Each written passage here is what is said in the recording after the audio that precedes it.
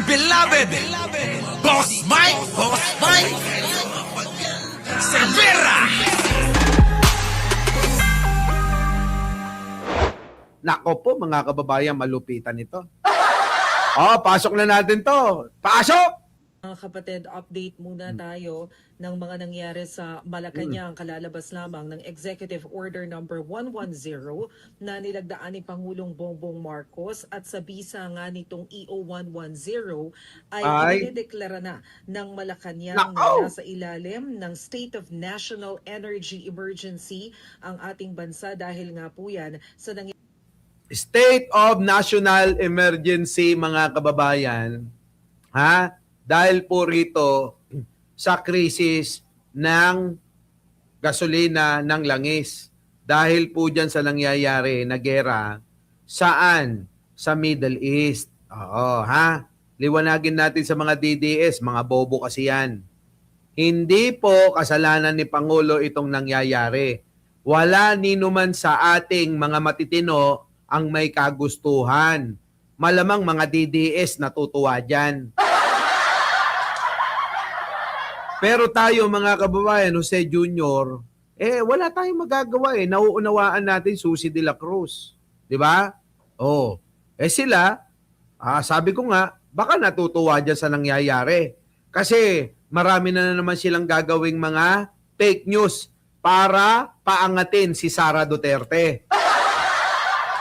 Make news na naman sila na kapag umangat na paangat na naman ng gobyerno, ang ekonomiya, pag natapos yung gera, sasabihin dahil kay Sara.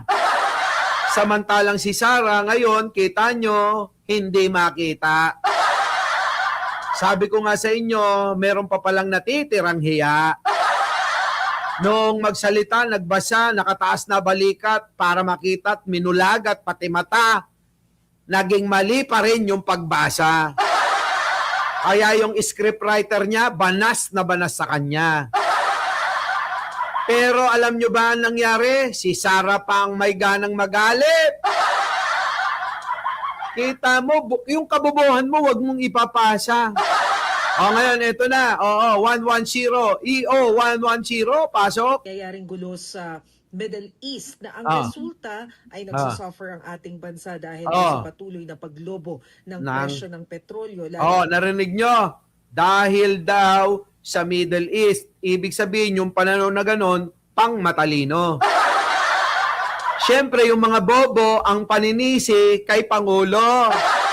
Lahat na lang nasabihin, bibigyan ng kahulugan para masabi na masama. Bobo, lahat na si Pangulo. Pero mga kababayan ko, hindi nila masalaminan si Sara Duterte nila. Salaminan nyo si Sara Duterte nyo bago kayo kumuda ng kumuda. Yung sinasabihan nyo na walang ginagawa, ayun, hindi na nagpapahinga. Sukdo lang ialay ang buhay, ang kalusugan niya para mapaglingkuran lahat ng Pilipino. Kita nyo, no? Diba? Sige tuloy, mga kababayan ko. Mas mayaman pa sa Pinas? Sabi rito ni Gemstone, no? How about the other neighboring Asian countries like Vietnam? Mas mayaman pa sa Pinas. Naman malayo. Mayaman na ngayon ang Vietnam. Gemstone, i-google mo, ha? I-google mo.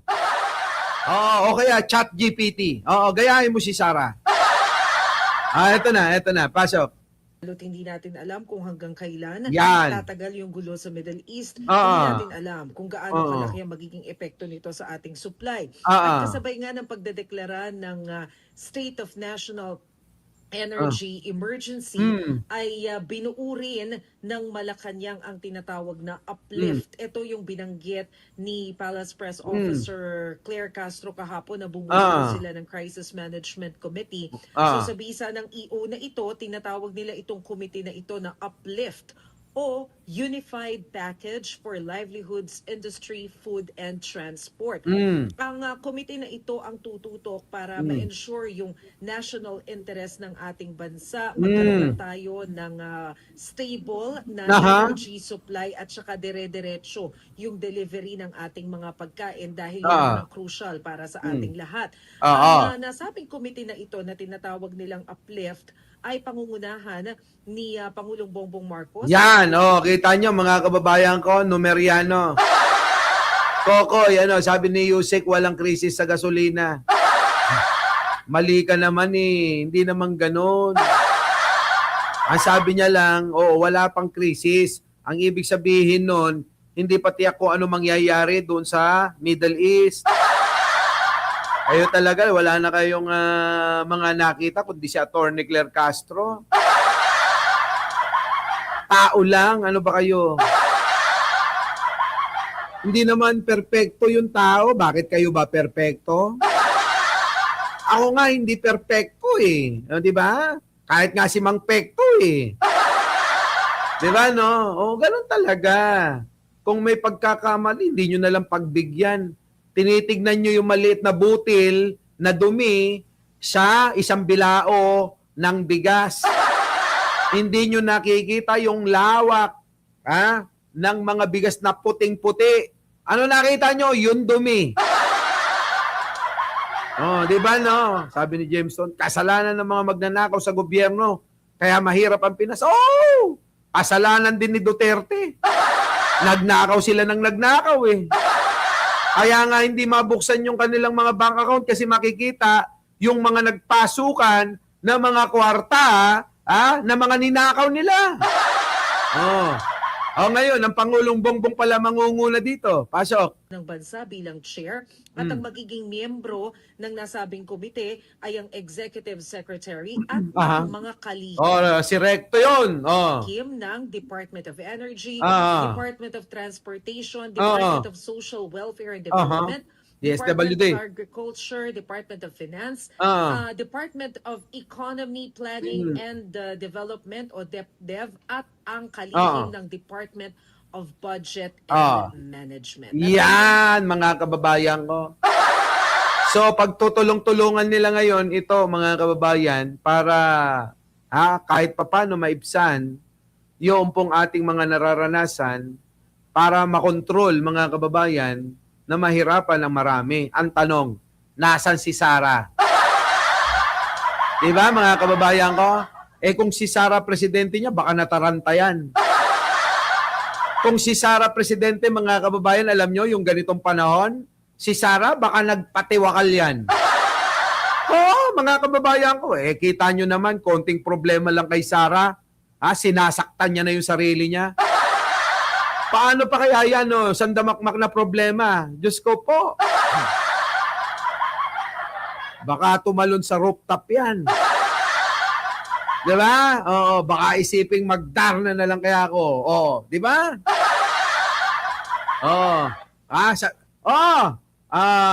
Ronaldo, ang bato. Itapon mo. Ang mahiwagang buday. Gumaganon siya sa rooftop, Puta, mababaliw yan si Sara. Maniwala kayo. Matt Aquino, Jason Fermin, Emily Balanag. Si Sara hindi niya kaya na mag-manage ng ganyang mga problema. Tingnan nyo ngayon, meron ba siyang magagawa? Meron, nagmensahe, mali-mali pa. Iwasan ng pag-carpooling, pagbibisikleta. Inang yan, anong klase? Anong klaseng payo yan? Kaya ngayon yung ewan ko kung sinisanti na. Sabi nga nung scriptwriter, dapat nga ako magsisanti kay Sara pero ako sinisanti niya.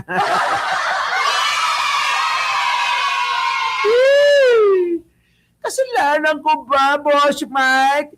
Kung mali yung pagkakabasa niya. Kasalanan ko ba kung bobo talaga siya? Pero ikaw yung nagkamali, nagalit ka. Grabe, no, mga kababayan, ano? Matindi.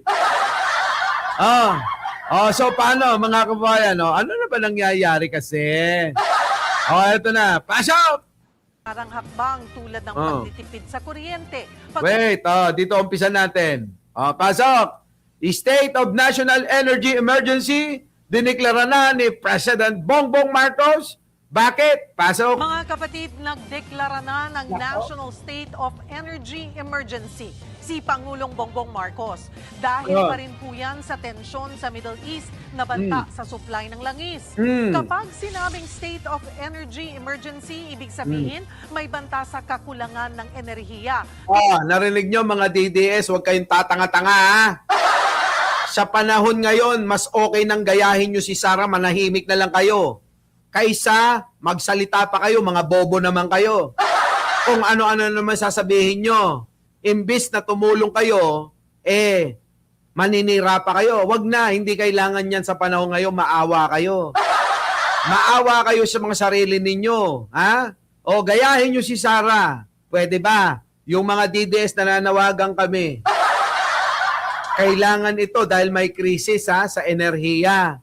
Kailangan tulong-tulong sana pero hindi naman kayo maaasahan. Kaya pakiusap namin, gayahin nyo si Sara, manahimik na lang muna. Hindi kailangan yung inyong mga opinyon pananaw. Ha? Kasi yung pananaw, opinyon ninyo, wala namang tulong Ang lalayo, ang lalayo. Para bang kayo malapit ng mapunta ng mental. Putik na yun, mga katwiran, lalayo, 'di ba? Hindi natin kailangan 'yan. Parang si Sara, nananahimik lang. Ganun na lang gawin nyo. Makakatulong pa kayo. Yun na yun.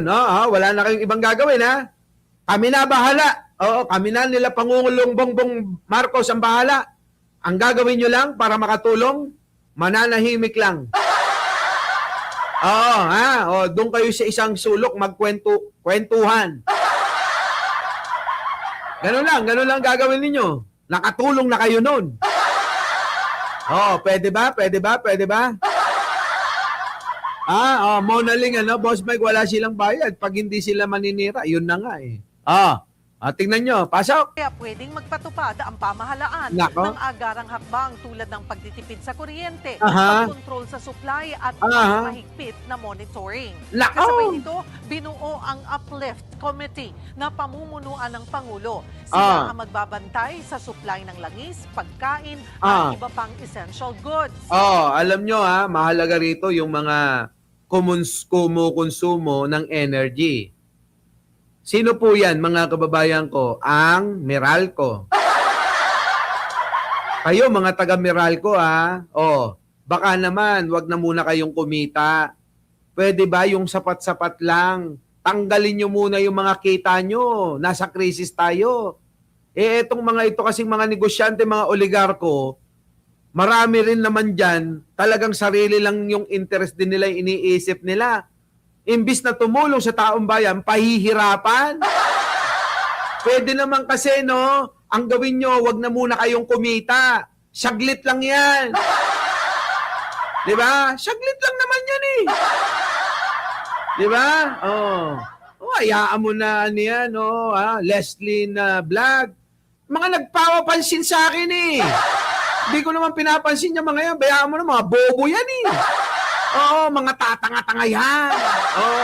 Eto na, kita nyo mga kababayan ko. Sino pa? Sabi ko nga kagabi, yung mga politikong mga inang-ina na magnanakaw, baka naman gusto nyong bawasan yung mga ninakaw nyo, ibalik nyo. Diba, Jenny Ramos, Balik nyo! Ibalik nyo yung mga ninakaw ninyo. Sara Duterte, Martin Romualdez, Saldico!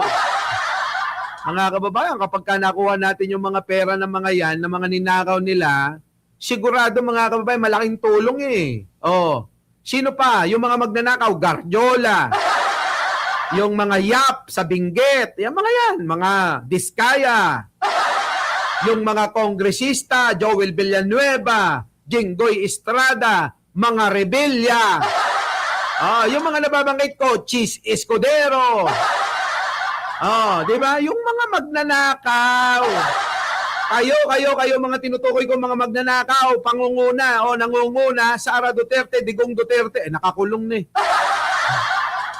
'Di ba? Baste Duterte, o yung 51 billion, balik mo muna. Ikaw din, libiste. O, 'di ba, no? Mga bilyar. Diyos ko, ang tatanda nyo na, ang hihilig nyo pa rin sa lupa. 'Di ba? Oh, Martin Romualdez. Mga hayop kayo, kamakailan lang nakadikit kayo na nakadikit kay Pangulo. Kahit kay First Lady, kung nasan si First Lady, nandoon kayo. Diba, Luisa Macmillan, balik muna nila yung pera, mga ninakaw nyo, hayop kayo, wala ka. Alam nyo, dito nyo makikita na mahal nila yung bayan eh. Kung yung mga, diba, sabihin man lang sana, dahil krisis, ipapanukala ko sa sarili ko na sana, yung aking mga sweldo at yung mga issue ko, total naman kumita ako ng 30 billion, yung anak mo, ha? Loren Legarda, daldal ka ng daldal, kala mo talaga, totoo, no? Nag-grandstanding sila sa Senado kahapon, no? Putik na, nakala mo mga walang bahid, Lahat mga kababayan, yung mga magnanakaw, yung may mga issue, balik nyo na. Balik nyo na ninakaw nyo, Martin. Diba, no? Diba? Oo, kung talagang mahal mo kami, Martin Romualdez, sige nga, balik mo nga yung ninakaw mo. Diba? Sige nga. Hindi lang yung mga vlogger mo yung nakikinabang sa'yo. Kailangan buong Pilipinas. Yung mga vlogger mo, hindi ka naman naiaangat. Putik na yun hanggang ngayon, di ba? Ebak ka pa rin, Hindi ka pa rin nababanggit sa survey, kulelat ka pa rin. Sandamakmak na yung ginagamit mong PR man mo. Sandamakmak na yung mga vlogger mo. Hanggang ngayon, nasa ibaba ka pa rin. Di ba? Di ba, no? Jojo Chavez? Di ba, no? Sana. Mga kababayan, ngayon na ngayon na natin kailangan. Kahit kalahati lang daw. Baka naman, kahit nakalahati lang daw, Ibalik yung mga ninakaw ninyo, ikaw rin, Bangkay, sabi ni Jem Magaraes.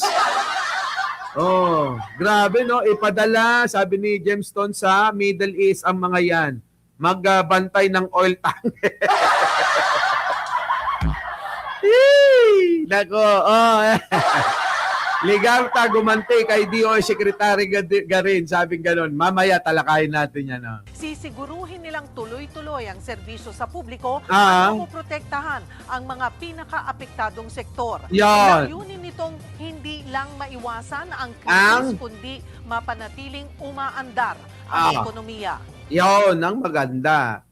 Kung sabi ko nga si Sara yan, hindi na niya maiisip kung Di ba lang, Flablin Salviano,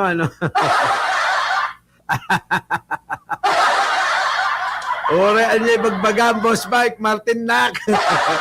Ulat tao! Sige lang tao! Ko ako, damagan na ka. Agi baga, pudno ka. Boss Mike, sila Yap at Saldi. Ang tagtarin natin, tagtarin mo. Kaya nga, hayop yung Marjorie, si Yap, si Saldi ko. Yung Yap na magkapatid, si Saldi ko, at saka yung Garjola.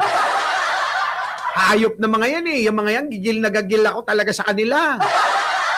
Lalong-lalo kay Sara at saka kay Martin, mas gigil ako sa dalawa.